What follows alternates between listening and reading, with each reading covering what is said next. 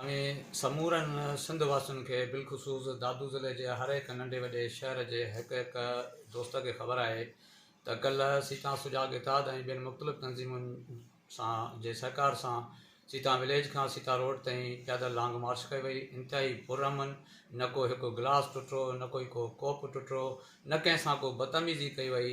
पर असांजी पुरअमन जदोजहद खे सबोताज़ करण जे लाइ रैली जे शुरका 8 ॼणनि ते जेको आहे सो FIR दाख़िल कई वई आहे, जंहिंजी सीता सुजाॻ इताद ऐं असीं समूरा ॿिया दोस्त जेके रद्द कयूं था मुकमल तौर ते उन FIR खे मज़म्मत कजे थी। हुकूमत पीपल्स पार्टी हिन वक़्तु बौखलाहट जो शिकार आहे। ॻाल्हि सम्झ में नथी अचे त ही माण्हू करणु छा था चवनि, चवणु छा था चाहिनि। हिकु पासे जॾहिं तव्हां चओ था त सिंधु दरिया मथां कैनाल पिया अर्जन जंहिंजी तव्हां मज़म्मत कयो था, जिन खे तव्हां रद्द बि कयो था, उहा साॻी रद्द जेकॾहिं कैनालनि खे सिंध जो को ॿी तंज़ीम, सिंध जो को ॿियो कारकुन उन डैम कैनालनि खे रद्द करे थो त तव्हां उन्हनि जे मथां पुलिस हथां लाठी चार्ज बि करायो था, पुलिस जे हथां उन्हनि ते कूड़ा केस बि दाख़िल करायो था।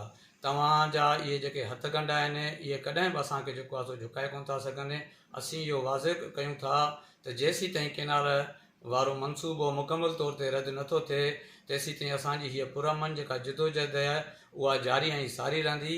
ऐं FIR में दर्ज जेके असांजा दोस्त आहिनि, असीं हर वक़्तु हर मामले में उन्हनि दोस्तनि जा सहकार रहंदासीं।